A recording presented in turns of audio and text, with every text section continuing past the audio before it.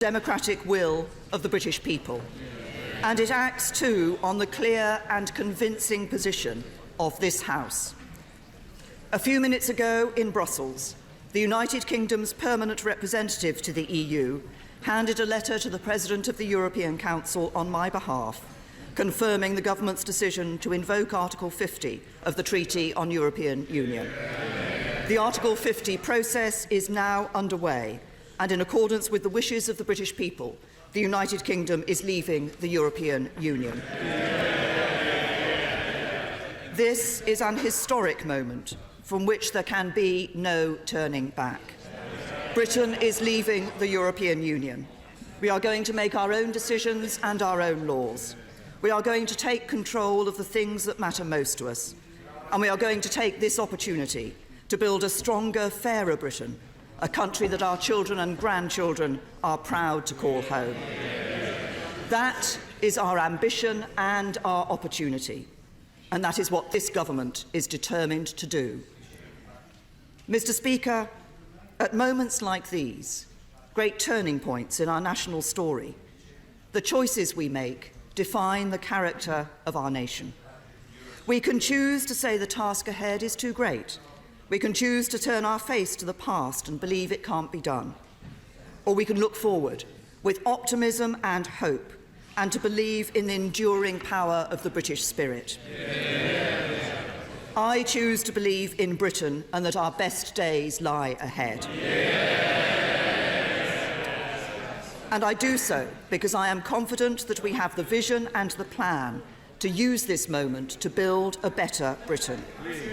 For leaving the European Union presents us with a unique opportunity. It is this generation's chance to shape a brighter future for our country, a chance to step back and ask ourselves what kind of country we want to be. My answer is clear.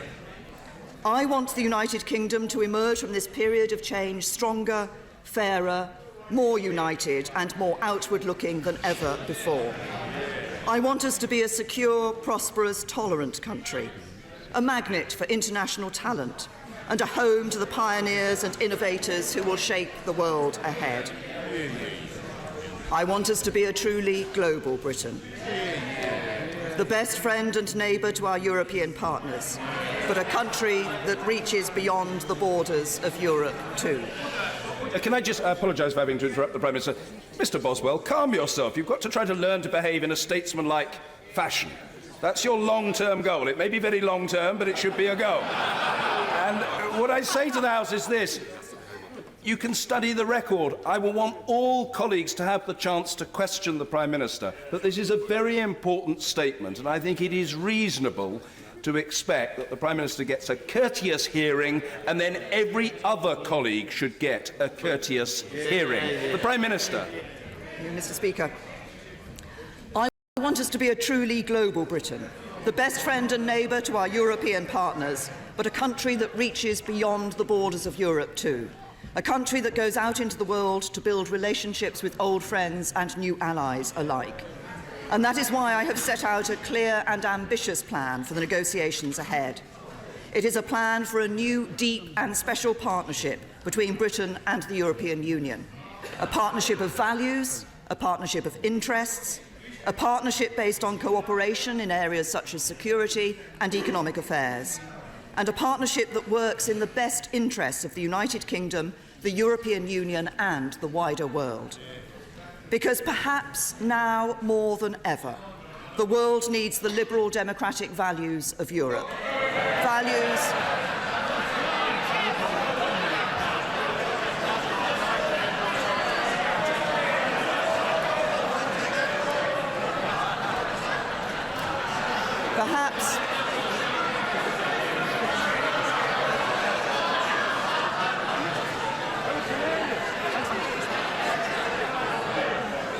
Perhaps now more than ever, the world needs the liberal democratic values of Europe, values that the United Kingdom shares.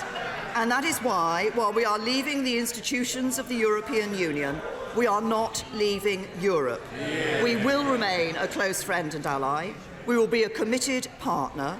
We will play our part to ensure that Europe is able to project its values and defend itself from security threats, and we will do all that we can to help the European Union prosper and succeed.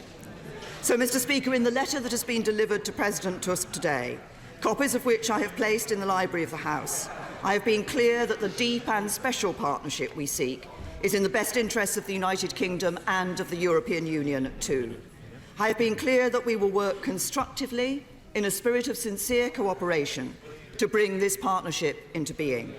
And I have been clear that we should seek to agree the terms of this future partnership alongside those of our withdrawal within the next 2 years. I am ambitious for Britain, and the objectives I've set out for these negotiations remain. We will deliver certainty wherever possible so that business, the public sector and everybody else has as much clarity as we can provide as we move through the process. It is why tomorrow we will publish a white paper confirming our plans to convert the acquis into British law so that everyone will know where they stand. And it's why I've been clear that the government will put the final deal that is agreed between the UK and the EU to a vote in both Houses of Parliament before it comes into force. We will take control of our own laws and bring an end to the jurisdiction of the European Court of Justice in Britain. Leaving the European Union will mean that our laws will be made in Westminster, Edinburgh, Cardiff and Belfast, and those laws will be interpreted by judges not in Luxembourg but in courts across this country. We will strengthen the union of the 4 nations that comprise our United Kingdom. We will negotiate as one United Kingdom, taking account of the specific interests of every nation and region of the UK. And when it comes to the powers that we will take back from Europe, we will consult fully on which powers should reside in Westminster and which should be passed on to the devolved administrations. But, Mr. Speaker, no decisions currently taken by the devolved administrations will be removed from them. And it is the expectation of the government that the devolved administrations in Scotland, Wales and Northern Ireland will see a significant increase in their decision-making power as a result of this process. We want to maintain the common travel area with the Republic of Ireland. There should be no return to the borders of the past.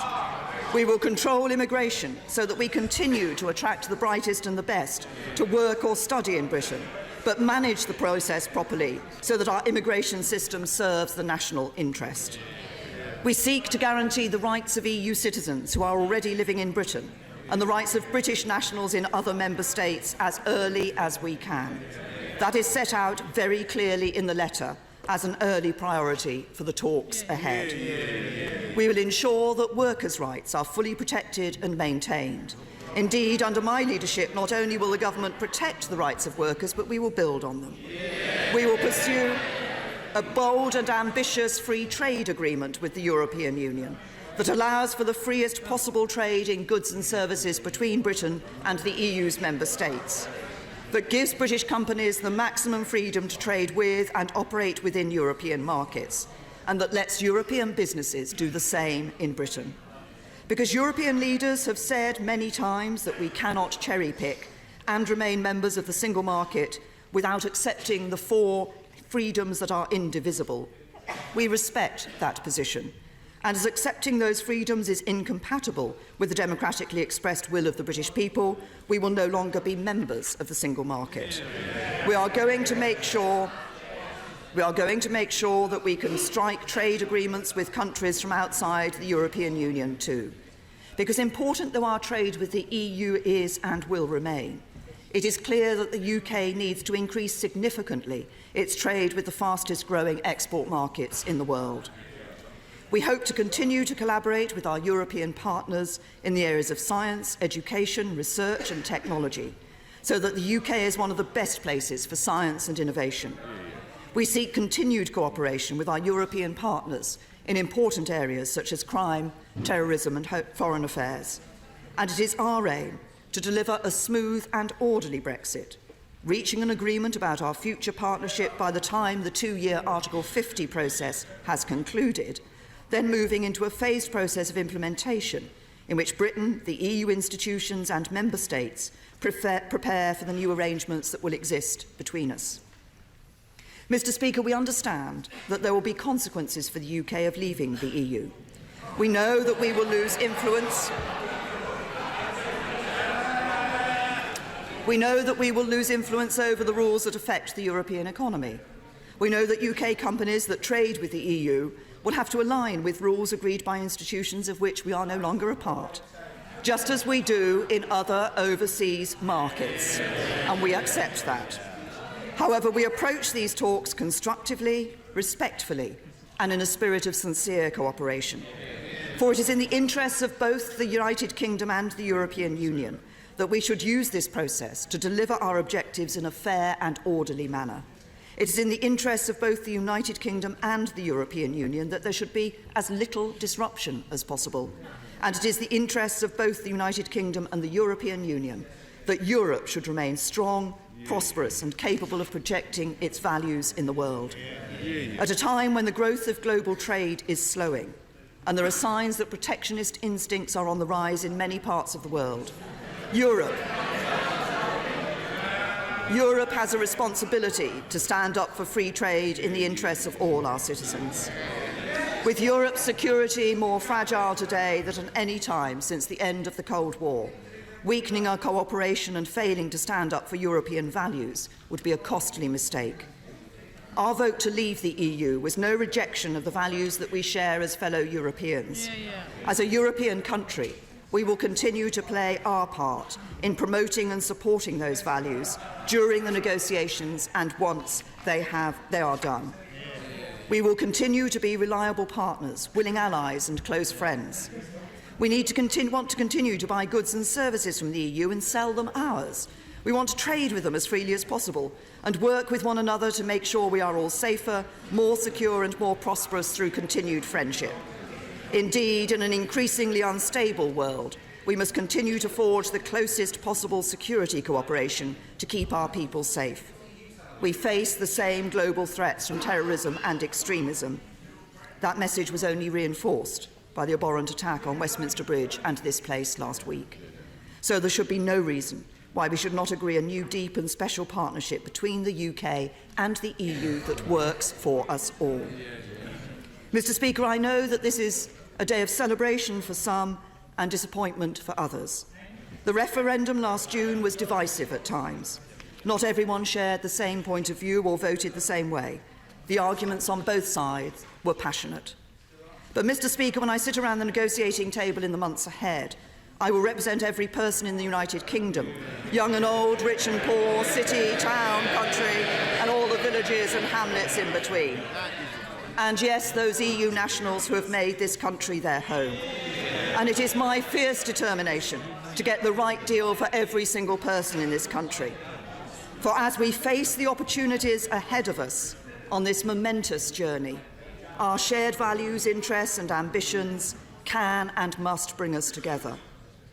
We all want to see a Britain that is stronger than it is today. We all want a country that is fairer so that everyone has the chance to succeed. We all want a nation that is safe and secure for our children and grandchildren. We all want to live in a truly global Britain that gets out and builds relationships with old friends and new allies around the world. These are the ambitions of this government's plan for Britain, ambitions that unite us so that we are no longer defined by the vote we cast, but by our determination to make a success of the result. We are one great union of people and nations with a proud history and a bright future. And now that the decision to leave has been made and the process is underway, it is time to come together. For this great national moment needs a great national effort, an effort to shape a stronger future for Britain. So let us do so together. Let us come together and work together. Let us together choose to believe in Britain with optimism and hope. For if we do, we can make the most of the opportunities ahead. We can together make a success of this moment. And we can together build a stronger, fairer, better Britain. A Britain our children and grandchildren are proud to call home. I commend this statement to the House.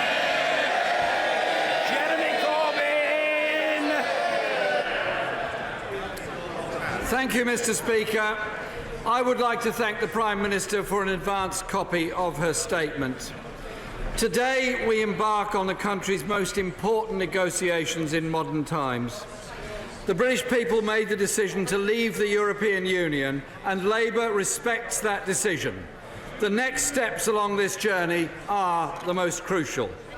And if the Prime Minister is to unite the country, as she says she aims to do, the government needs to listen